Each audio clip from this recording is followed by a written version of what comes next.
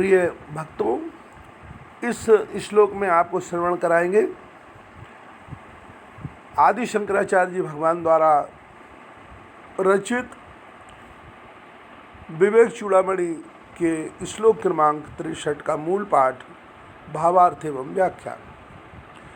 अज्ञान सर्प दष्टस्य ब्रह्म ज्ञानौषधं विना किमु वैदेश्य शास्त्रश्च किं मंत्रै किमौषधै।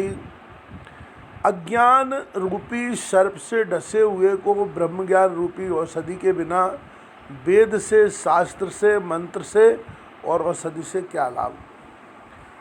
आदि शंकराचार्य जी भगवान कहते हैं कि जो अज्ञान में पड़ा हुआ है, अविद्या में पड़ा हुआ है, माया से जो आवृत है, मोह से जो आवृत है, तो अज्ञान रूपी सर्प ने जिसको डस लिया है, अब उसका उद्धार ब्रह्म ज्ञान रूपी दवा से ही हो सकता है और उसके उपचार का कोई उपाय नहीं है। उसको वेद श्रवण करा दो, शास्त्र श्रवण करा दो, मंत्र भी श्रवण करा दो, परंतु उनसे कोई लाभ नहीं होगा जब तक कि वह आत्मज्ञान को प्राप्त नहीं हो जाता है, ब्रह्म ज्ञान को प्राप्त नहीं हो जाता है। जब तक उसकी आत्मस्थ स्थिति नहीं हो जाती है, तब तक अज्ञान नष्ट नहीं होगा, अविद्या नष्ट नहीं होगी, मोह उसका नष्ट नहीं होगा, वासनाएं उसकी समाप्त नहीं होंगी।